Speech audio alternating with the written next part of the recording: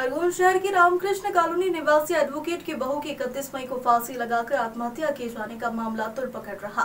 परिवार के ससुराल पक्ष पर दहेज के लिए प्रताड़ित किए जाने के आरोप लगाए जाने के बाद भी गिरफ्तारी नहीं होने से नाराज परिजनों के साथ ही समाजजनों ने शहर में आक्रोश रैली निकाली।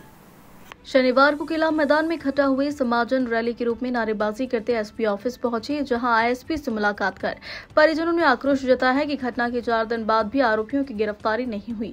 साथ ही हमें पुलिस ने न तो एफआईआर की कॉपी दी, न बयान की कॉपी मिली है। मृतका के ससुर, सास, पति, देवर के साथ ही ननंद की गिरफ्तारी की मांग की है। परिजनों ने कहा कि 3 साल की शादी में ऐसा कोई दिन नहीं आया जब पूजा को प्रताड़ित नहीं किया।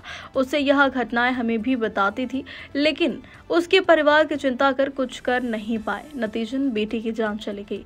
अस्पताल आत्महत्या से पहले पूजा ने अपनी छोटी बहन पूनमपुरे निवासी इंदौर को वीडियो भेजकर आपके साथ हो रही प्रताड़ना का बयान दिया था। पूनम ने कहा कि पूजा का ससुराल पक्ष आर्थिक रूप से सक्षम होकर जांच प्रभावित कर रहा है। के लिए सबको इकट्ठा करके समाज ने बोला उनकी गिरफ्तारी अभी तक क्यों नहीं, उनको सबने मिल के एकजुट होकर हमारे समाज वाले हुए एसपी साहब से आवेदन देने के लिए कि उनसे बोला है कि साहब इन्हें अभी तक 4 रोज हो गए, गिरफ्तारी क्यों नहीं हुई। और हम चाहते हैं कि ये फांसी लगा के मेरी छोरी को गला दबा के घोट के मार डाला। अगर मेरी बच्ची फांसी लगाती तो ये पुलिस केस बनता। ये पुलिस वाले आते, पंचनामा बनाते उसके घर पे और अस्पताल ले जाते और मेरे को बुलाने दुकान पे आया। ये अस्पताल खुद छोड़ा है, अस्पताल में बच्ची को मरी को और मेरे को लेने आया, वहाँ छोड़ के मेरे को अस्पताल में भाग गया। 2 घंटे में मैं खुद वहाँ के गया, उसमें क्या अपने कमरे में रखा आईसी में, और आईसी गई नहीं, 2 डॉक्टर को बुला लिया, ऐसा धाबा धूबी कर दी और क्या बच्ची को देख ली और चले गए। और दूसरे ने बताया मर गई, वो मरी बच्ची को छोड़ के आया था वो। और फिर मैं घर वालों को फोन लगाया, फिर सबको बुलाया, वहाँ कोई नहीं। ये 2 घंटे तक गायब रहा और मेरी बच्ची के इसने गला घोट के मारा उसके पीछे कमरे में, और कह रहा है कि पलंग पे उसने पंखे में लगाया, पंखे का कुछ भी नहीं हुआ।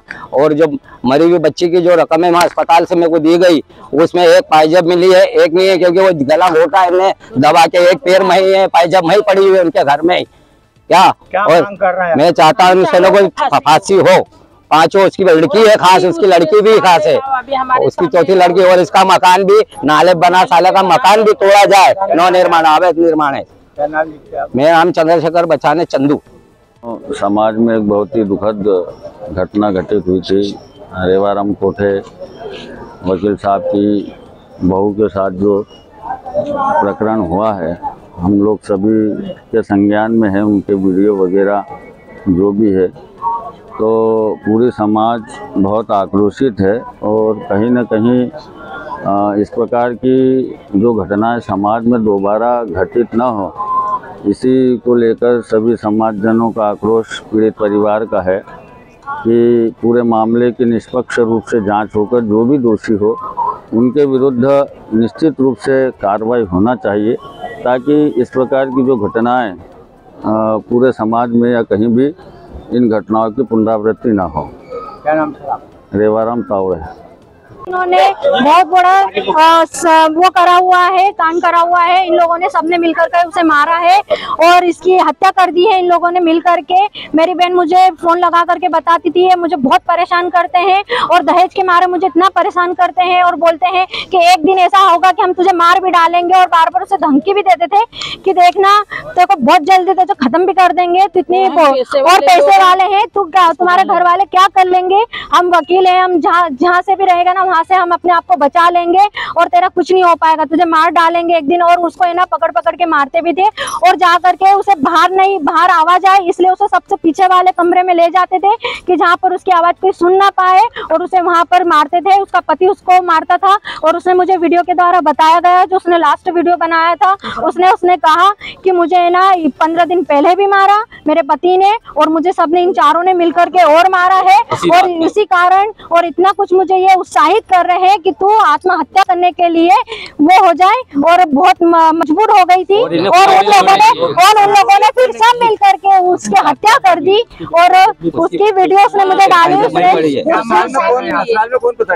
ससुराल में 4 लोग, उसका देवर है, सास है, ससुर है और उसका पति है, और उसकी ननद जो है वो आए दिन इंदौर खरगोन आती थी, घर पर बातचीत करते थे, झगड़ा करते थे, और उसके जाने के बाद ये लोग उसे मारते भी थे, परेशान करते थे, और आए दिन फोन पे वो रोजीना उससे सास से बात करती थी और उस मांग पर फिर वो बोलती थी कि देखो इस छोटी लड़की की शादी हुई है, उसे कितना दहेज दिया गया है, दहेज नहीं दिया गया है। कोरोना में शादी हुई थी, कोरोना में शादी हुई थी और हमारी अभी शादी करने के 5 से 6 महीने पहले शादी की गई।